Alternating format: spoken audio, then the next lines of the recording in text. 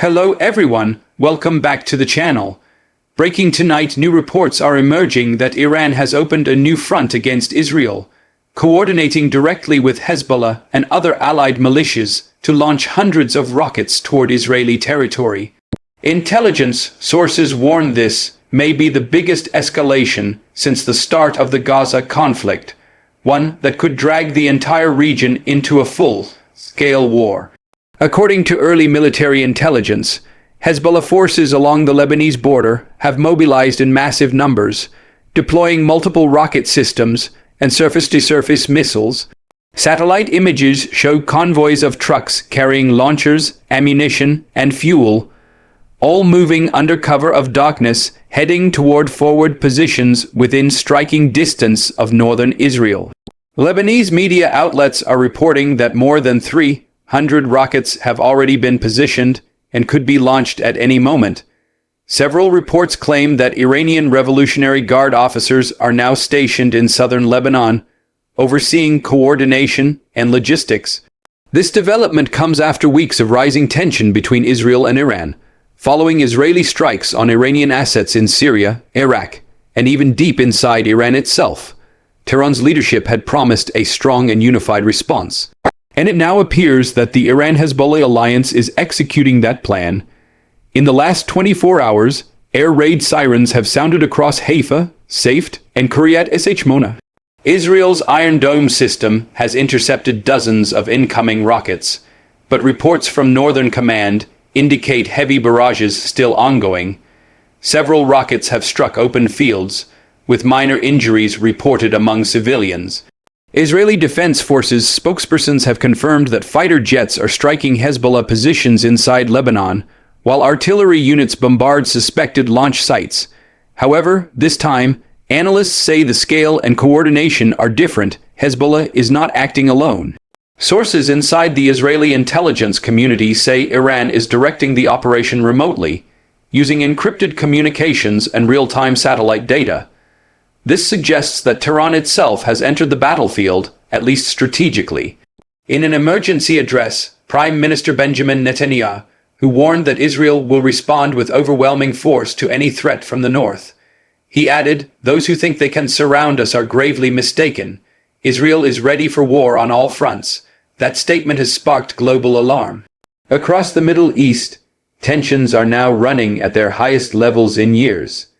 Tehran's state media, meanwhile, is celebrating what it calls the Resistance Front's second phase. Iran's Foreign Minister Hossein Amir-Abdollahian declared that the Zionist regime has crossed too many red lines, and now the resistance will answer in unity.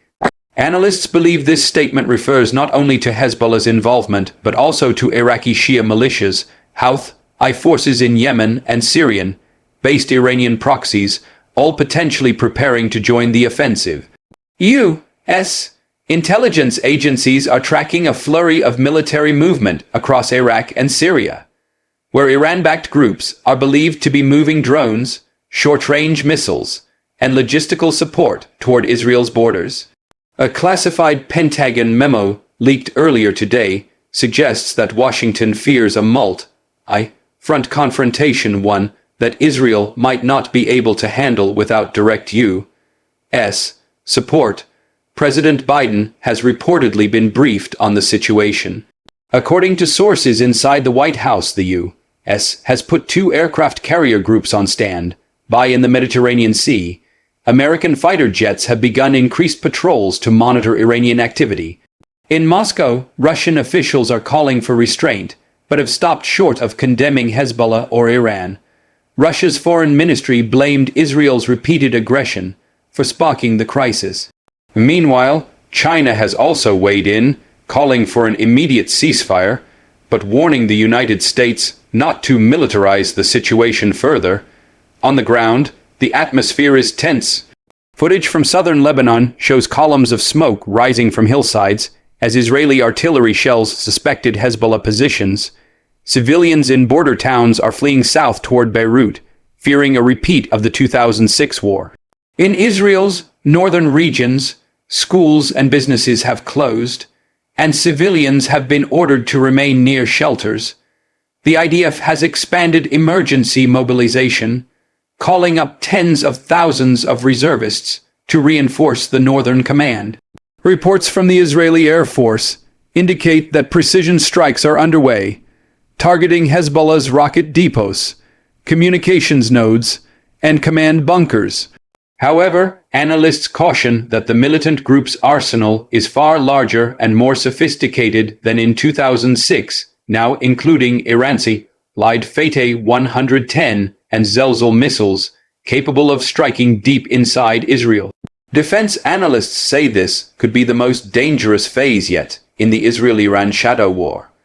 If the rocket fire continues, Israel may consider a ground invasion into southern Lebanon, a move that would almost certainly trigger regional escalation. Iran's military has reportedly raised its alert level, with state television broadcasting footage of ballistic missiles being loaded onto mobile launchers. Though no direct Iranian attack has been confirmed, the country's rhetoric is unmistakably confrontational. The era of limited responses is over. An Iranian military commander declared, "If Israel continues aggression, Tel Aviv will face destruction." In Tel Aviv, that statement has been met with both fear and fury. Crowds gathered in protest outside the defense ministry, demanding stronger action against Hezbollah. Yet, at the same time, others warn that Israel may be walking into a trap designed by Tehran, one that stretches the IDF across multiple fronts, draining resources and morale. Behind the scenes, diplomatic efforts are intensifying. France, Egypt, and Qatar have reportedly initiated back-channel talks aimed at preventing total war. The United Nations Security Council has called for an emergency session to discuss the crisis. But as of now, missiles continue to fly. Explosions have been reported near Mechola, Nahariya, and the Golan Heights, with Israeli interceptors working around the clock.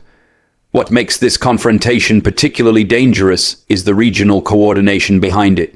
Iran's axis of resistance, including Hezbollah, Hamas remnants, Iraqi militias, and the Houthis, has reportedly agreed on a unified strategy to pressure Israel on multiple borders simultaneously. This means Israel is now facing not just one enemy, but a coordinated regional network, with Iran providing intelligence, logistics, and weapons. Military observers believe this may be the beginning of a long, grinding campaign, not just air raids, but cyber attacks, drone warfare, and proxy operations designed to wear Israel down over time. In Washington, lawmakers are divided. Some call for unconditional support to Israel, while others fear U.S. involvement could spiral into a direct confrontation with Iran. Meanwhile, oil markets are already reacting. Prices have surged as fears grow that a regional war could disrupt shipping lanes through the Strait of Hormuz, a critical choke point for global energy supplies. By nightfall, Israel's northern sky is glowing with flashes of light from interceptor missiles, air defense bursts, and distant explosions. Lebanese border towns are echoing with artillery fire. Civilians on both sides brace for what could be a long night. As the conflict expands, questions are mounting. Is Iran truly ready for an open war? Or is this a calculated show of strength to push back against Israel's pressure? For now, both nations appear locked in a deadly cycle of retaliation. And every new rocket launched makes peace seem more distant. As dawn approaches, Israeli jets continue to roar overhead, striking Hezbollah strongholds. In Tehran, the regime declares victory for the resistance, while warning that this is only the beginning. The entire world is watching, holding its breath, as the Middle East once again teeters on the brink of a wider regional explosion. This is no longer just a border clash, it's a geopolitical earthquake shaking the entire global order. Thanks for watching. Don't forget to like, subscribe, and share.